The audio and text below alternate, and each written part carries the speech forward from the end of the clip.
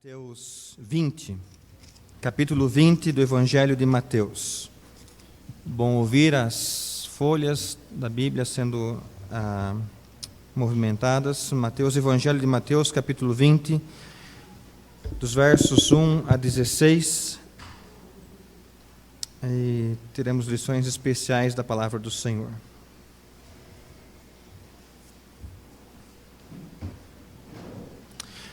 Acompanhe, por favor, a leitura com os olhos, eu farei de forma audível. Porque o reino do céu é semelhante a um proprietário que saiu de madrugada para contratar trabalhadores para a sua vinha. Tendo combinado com os trabalhadores o salário de 1 denário por dia, mandou-os para a vinha. Por volta da hora terceira, saiu e viu que outros estavam ociosos na praça.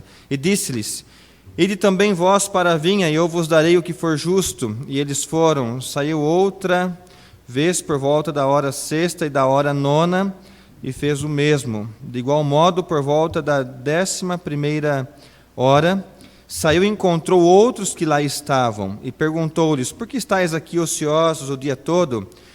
Eles lhe responderam: Porque ninguém nos contratou. E ele lhes disse: Ide também vós para a vinha. Ao anoitecer, o dono da vinha disse ao administrador: Chama os trabalhadores e paga-lhes o salário, começando pelos últimos até os primeiros. Vindo os que chegaram por volta da 11ª hora, essa hora é provavelmente 5 horas da tarde, né? 1 hora antes de encerrar o expediente, alguns foram contratados. Por isso, vamos trabalhar isso. No verso 9: Vindo os que chegaram por volta da 11ª hora, receberam 1 denário cada um. Quando os primeiros vieram, aqueles que começaram lá no começo do dia, pensaram que receberiam mais. Eles, porém, receberam 1 denário cada um. E ao recebê-lo, queixaram-se do proprietário, dizendo: Os que vieram por último trabalharam somente 1 hora, e tu os igualaste a nós, que suportamos a fadiga do dia inteiro e o calor intenso. Respondendo, ele disse a um deles: Amigo, não te faço injustiça. Não combinaste comigo 1 denário? Toma o que é teu e vai embora. Quero dar a quem veio por último tanto quanto dei a ti. Não me é permitido fazer o que quero com o que é meu? Ou os teus olhos são maus, porque sou generoso? Assim os últimos serão os primeiros, e os primeiros serão os últimos. Vamos orar, feche os olhos. Senhor, não eu, que sou falho e tenho limitações, mas a voz inconfundível do Senhor falando ao nosso coração através do Espírito da Tua Palavra lida nesta noite. Então, que o Senhor encontre espaço em nosso coração para a glória do Teu nome. Oramos em nome de Cristo Jesus. Amém. Igreja, é bem provável que você leu essa passagem e você falou assim: é isso mesmo que eu estou lendo? Porque, aliás, Mateus é o único dos evangelhos que tem essa parábola. Marcos, Lucas e João não tem. É uma parábola única, que várias se repetem nos evangelhos. Essa nós temos só aqui. Então a gente lê o que nós lemos aqui mesmo. Talvez no final dela o seu sentimento seja o seguinte: eu sei que rondou o seu coração, porque rondou o meu, mas isso é injusto? Começou primeiro a trabalhar lá no começo do dia, e o proprietário foi encontrando as pessoas ociosas. Vocês não querem trabalhar na minha vinha? Ele foi para um grupo e falou às 9 horas da manhã, foi para outro grupo e falou 1 hora da tarde, 3 horas da tarde, e as pessoas: não, nós estamos ociosos, nós vamos lá trabalhar na plantação de uvas, na vinha. Chegou para um outro grupo no final, aí no verso 9, aqueles que estavam no final do dia, havia uns ociosos, 5 horas da tarde. Vocês estão parados aqui? Nós estamos parados aqui. Não querem trabalhar lá na vinha? Vamos trabalhar na vinha. Ficaram lá 1 hora trabalhando. Aí, na hora de pagar o salário para cada um deles, isso foi combinado antes, né? 1 denário. Então, os que começaram pela manhã sabiam quanto iam ganhar. E os que começaram no final da tarde também sabiam. Na hora de pagar, aí a coisa complicou aqui. Porque aqueles que trabalharam pouco ganharam 1 denário, e os que trabalharam muito ganharam 1 denário. Dá uma olhada no verso 13. O proprietário respondendo, porque foram questionar: o que está acontecendo? Até eu acho que aqui começou a surgir o sindicato nessa situação, sabe? Porque já não está injusto. A gente trabalhou tanto. Olha a resposta no verso 13. Respondendo ele, disse a um deles: amigo, não te faço injustiça, não combinaste comigo um denário? Igreja, não parece uma pegadinha? Quando você olha para essa resposta do proprietário falando: mas eu combinei com você um denário. Se você começou pela manhã e você aceitou e o outro começou à tarde, não é um problema seu, mas é meu. A gente foi combinado. Não foi combinado o valor e você não aceitou? Então, por isso que eu digo que essa resposta, nossa mente parece uma pegadinha daquelas que vão disciplinar a nossa paciência. Mas, igreja, enfim, o enredo da parábola é esse. Esse é o enredo da parábola. Nós não podemos nos esquecer. É uma narrativa alegórica. Vamos só relembrar o que é parábola. Uma narrativa alegórica que transmite uma mensagem indireta por meio de comparação. É uma história contada para explicar uma verdade. Então, isso não pode fugir da nossa mente nessa noite. Parábola é uma história contada para explicar uma verdade maior, uma verdade espiritual, no caso, que é algo que o Senhor quer nos ensinar. Vamos dar um ponto de partida aqui nessa história. Essa parábola, só para a gente poder agora se desarmar um pouquinho em relação ao texto. Essa parábola não fala dessa certa injustiça que talvez passou pela sua mente ou pela minha, por parte do proprietário. Mas ele explorou. Quem começou de manhã ganhou a mesma coisa que... Igreja, isso não é o foco na lição dessa noite. Outra coisa, a parábola não fala especificamente dos desempregados, dos ociosos que foram contratados. Não é isso também. Outra coisa, a parábola não fala sobre a recompensa, sobre o denário, mesmo que eles receberam, mas não é a ênfase principal, o que cada um recebeu no final do dia de trabalho. Do que a parábola fala? Igreja, vamos ficar atentos. A parábola fala sobre salvação. Sim. A palavra, e especificamente a parábola fala sobre a graça de Deus. Já nós vamos avançar nisso. Os irmãos, só coloquem os olhos, qual que é a história anterior a essa? Em Mateus 19. Qual? Do jovem rico.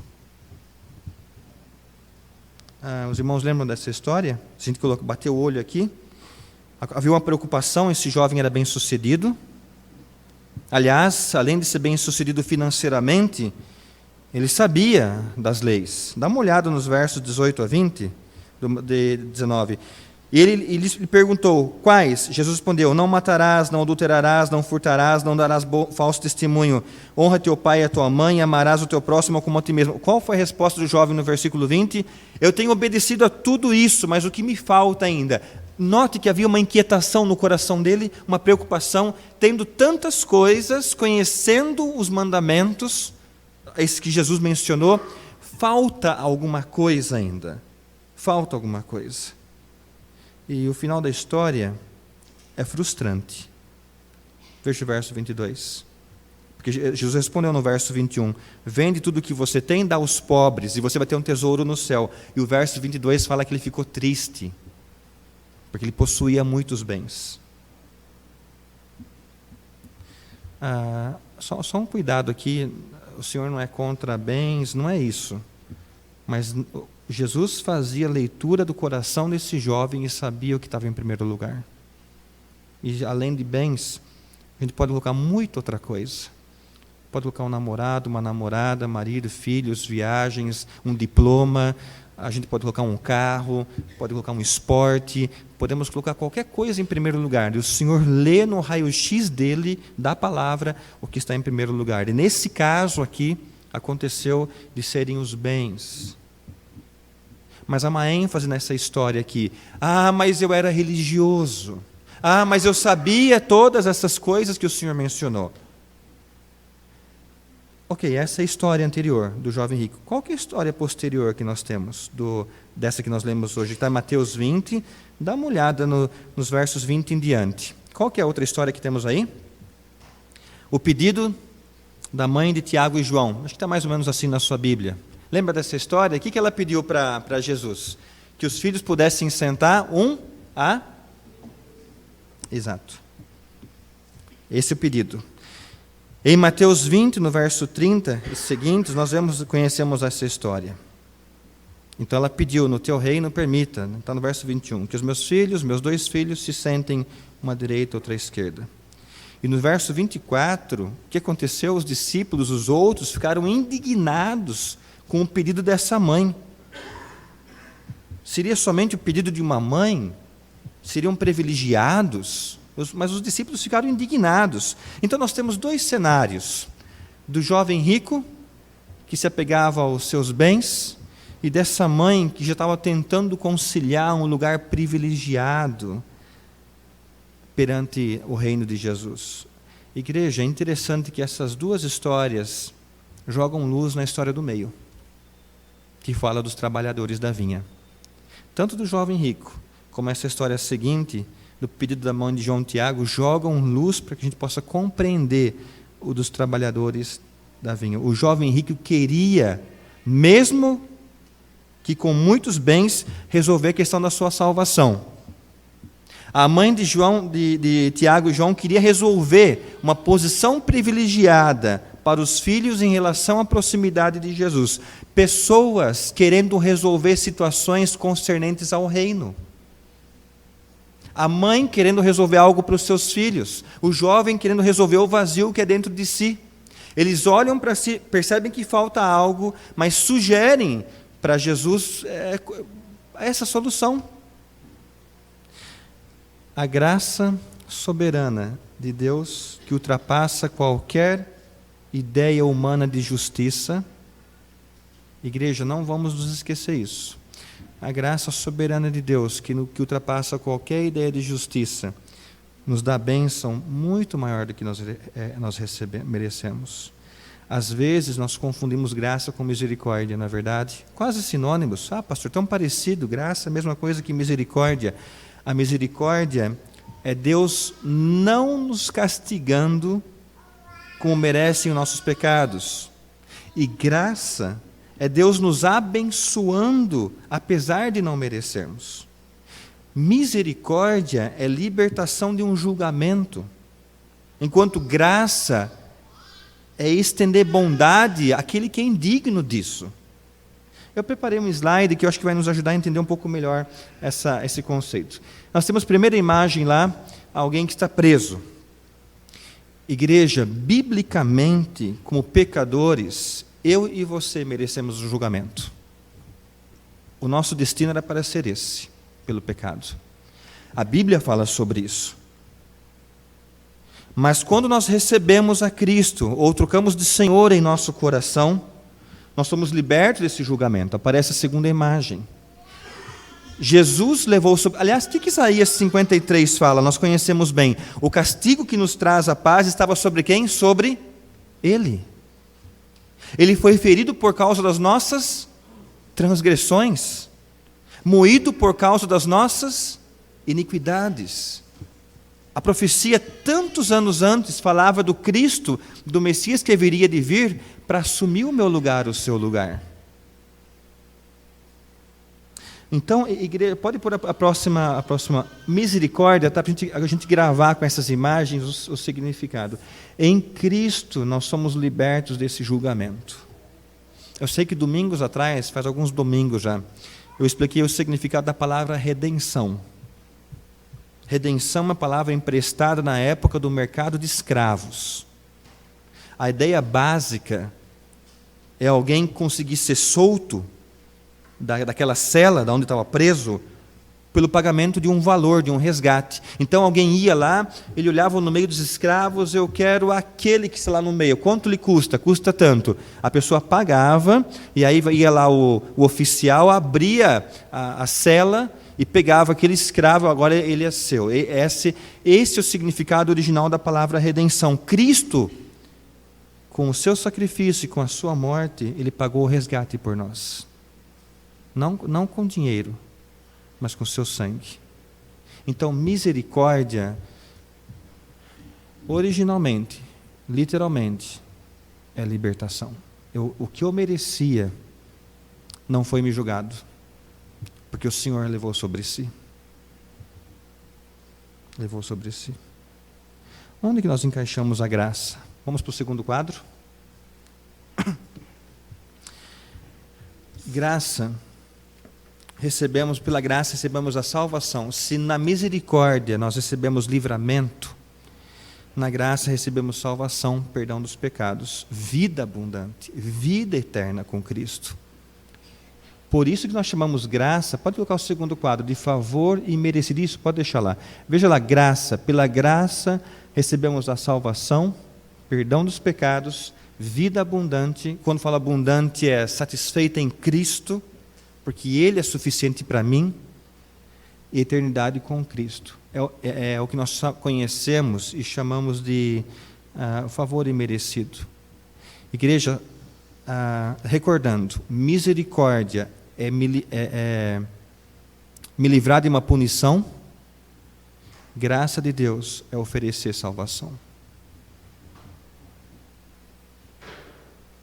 Talvez a pergunta seja nessa noite: pastor, o senhor estava lá em Mateus, foi para Isaías, falou sobre misericórdia e graça. O que tudo isso tem a ver com a parábola dos trabalhadores? Tem tudo a ver, igreja. Vamos jogar mais luz no texto com algumas perguntas. Pode deixar nesse slide mesmo. Vamos jogar mais luz no texto de Mateus 20 com algumas perguntas. Eu queria perguntar para a igreja, no texto, quem decide quanto vai pagar? O empregado ou o proprietário? Proprietário. Quem resolve a minha salvação? Eu mesmo? É Cristo.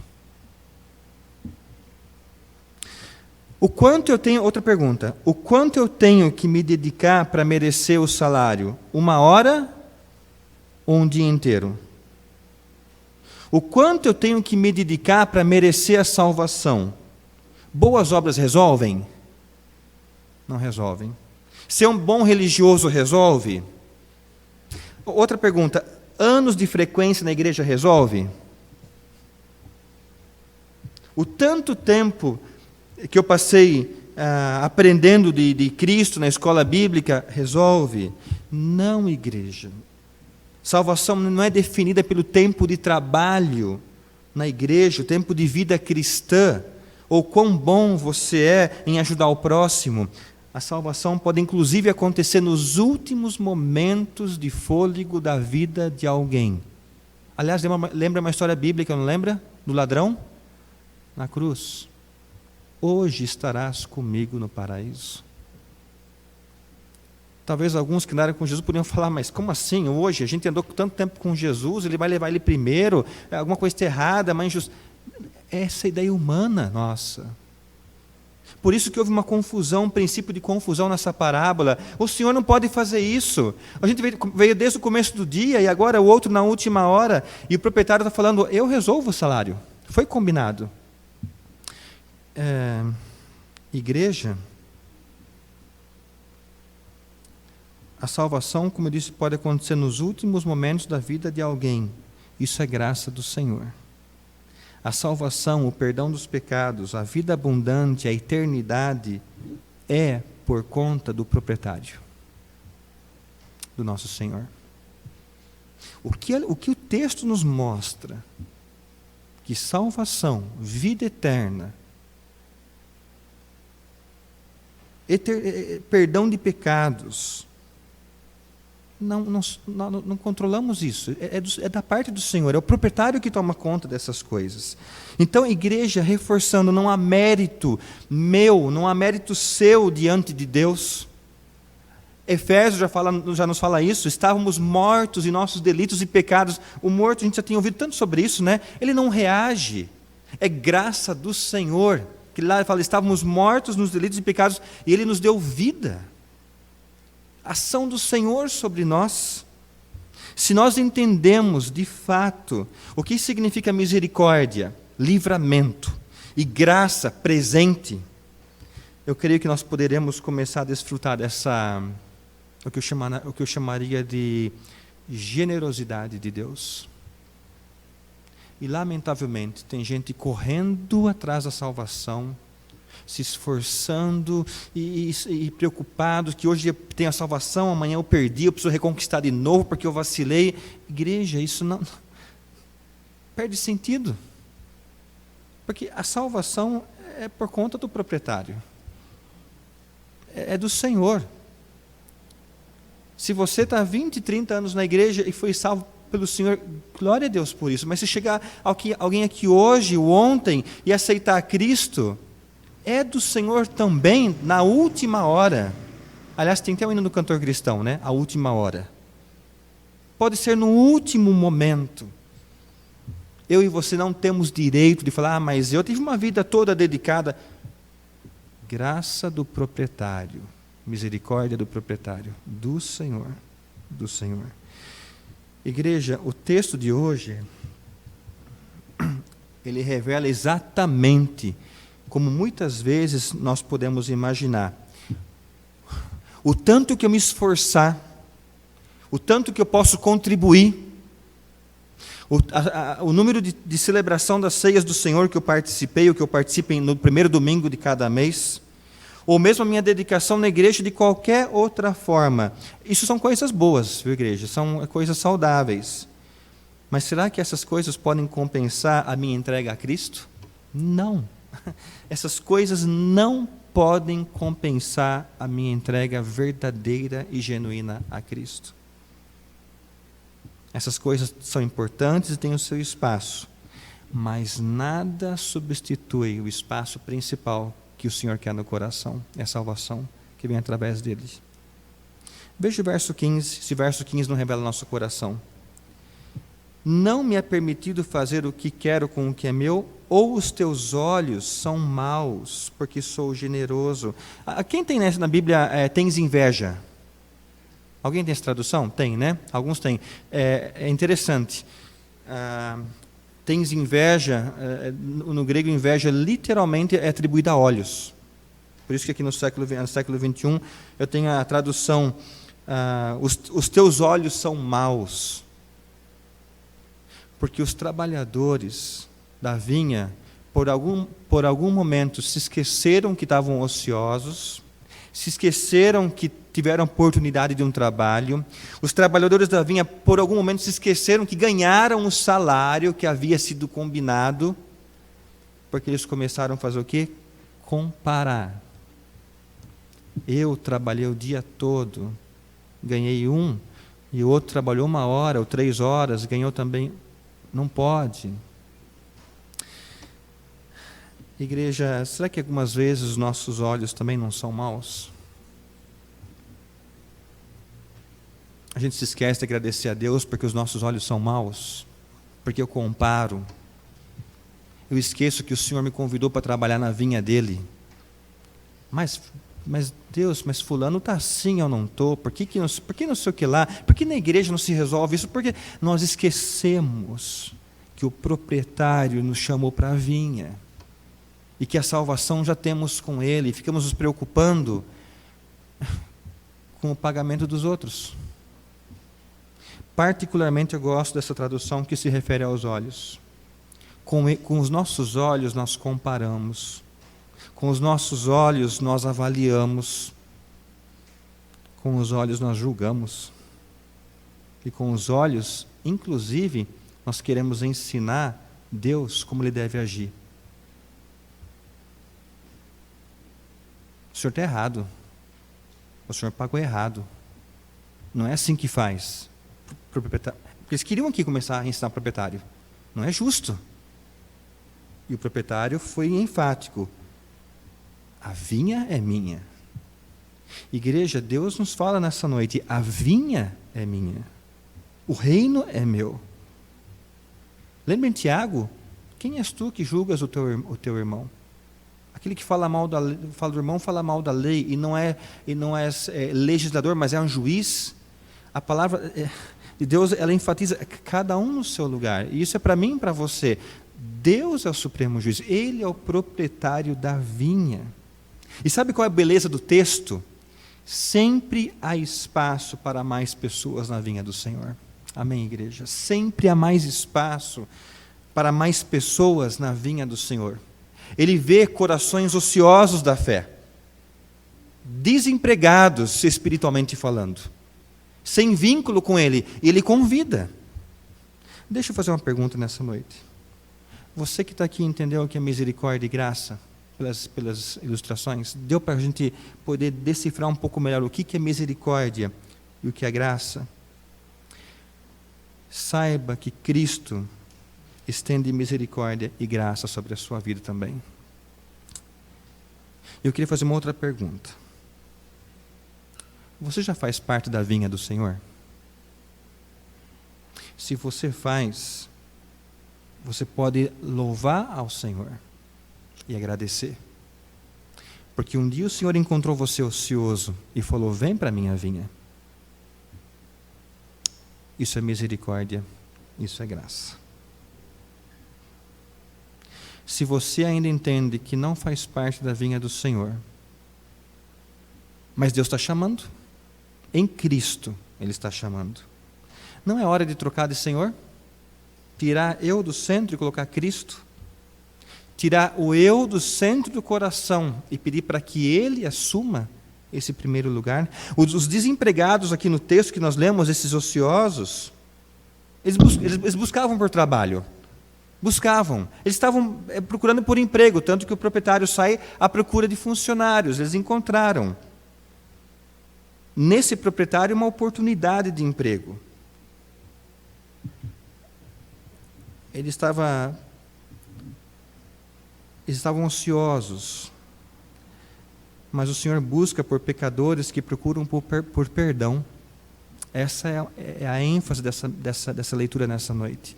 O Senhor procura hoje pecadores que anseiam e buscam por perdão. Lembra do jovem rico? Ele estava preocupado com o quê? Com o que ele iria perder, não é verdade? E pessoas estão adiando uma decisão com Jesus, porque estão com medo hoje do que vão perder. Eu vou perder talvez alguma amizade na minha família, eu vou perder algumas horas de prazer, alguns maus hábitos, vícios que eu tenho. Lamentavelmente, à semelhança do jovem rico, muitos estão só apenas preocupados o que vão perder se começarem a seguir a Cristo. Não é essa a visão correta. Não é. Outros talvez já estão tanto tempo andando com Jesus que talvez até queiram um lugar especial no céu, como o pedido da mãe de Tiago e João. Já estão tanto tempo na caminhada cristã que pensam: eu mereço um lugarzinho especial no céu. Igreja, a vinha pertence ao proprietário, o reino pertence a Deus. E eu queria perguntar nessa noite: há alguém aqui que ainda precisa se render sem reservas ao Deus da graça e da misericórdia? Há um detalhe aqui no texto. Há um convite para trabalhar na vinha. Sim, há um convite. Da mesma forma que o proprietário chama os desempregados, Cristo convida você para a salvação e para o perdão dos pecados. Abra lá em Hebreus. Eu queria finalizar com Hebreus 4,16. Hebreus 4, verso 16. Qual que é a ênfase que o autor da carta aos Hebreus faz a cada um de nós?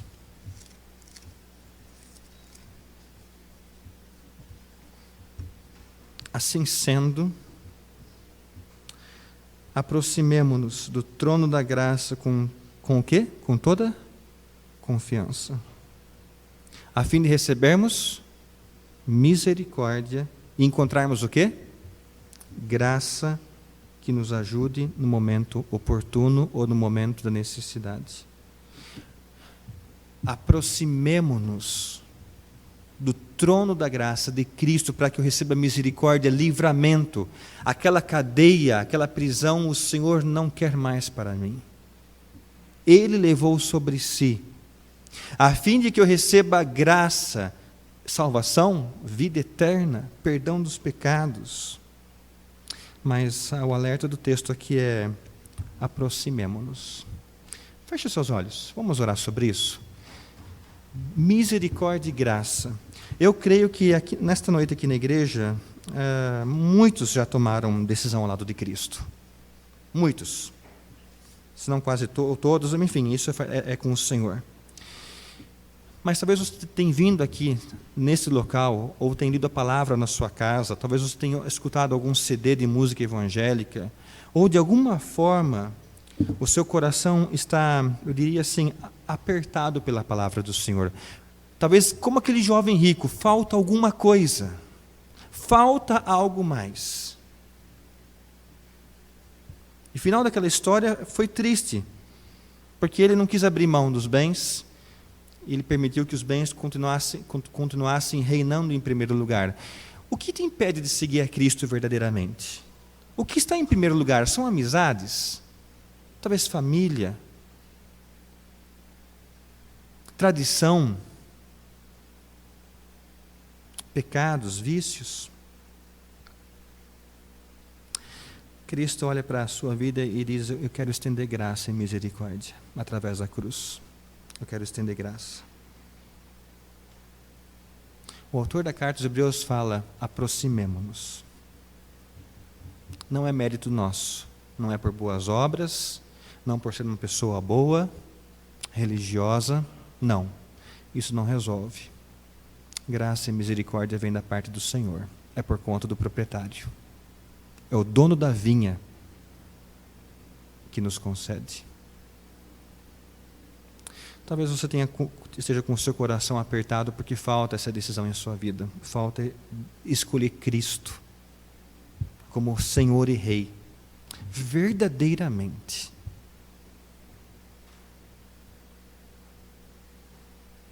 E eu quero desafiá-lo nessa noite, pela palavra do Senhor, não humana, do Espírito do Senhor. Há alguém aqui que precisa tomar uma decisão ao lado de Cristo para que diga no seu coração: eu preciso conhecer mais desse Cristo, eu careço dessa graça, dessa misericórdia, que ainda não tomou essa decisão, mas precisa, porque sente que há um vazio dentro de si, como havia naquele jovem,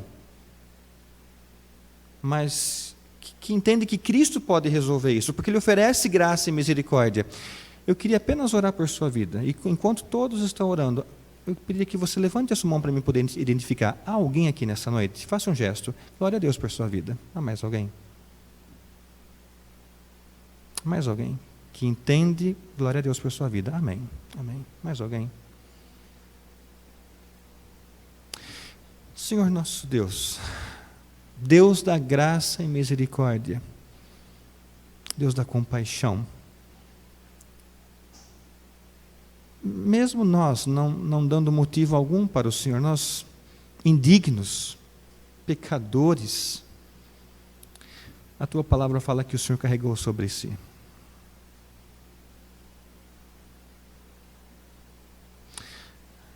Aceita o nosso coração, ó Deus, como expressão da nossa devoção e gratidão ao Senhor por Cristo Jesus. Esses que se posicionaram levantando a mão, abençoa essas vidas, ó Deus. Fortifica-os na fé na palavra do Senhor. E a Tua palavra diz que quando um pecador se arrepende, há festa no céu. Nós queremos nos alegrar com o Senhor, ó Deus, por pessoas que entenderam o significado de graça e misericórdia. Talvez nós que há tantos anos já estamos vivendo no Teu reino, aqui, mas almejamos pelo reino eterno. Agradecemos ao Senhor por tanta misericórdia e graça sobre as nossas vidas. Te louvamos, ó Deus.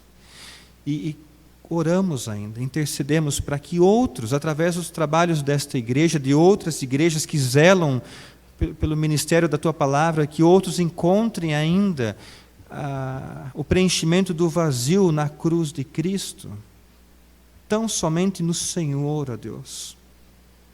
Salvação que emana, que vem da cruz.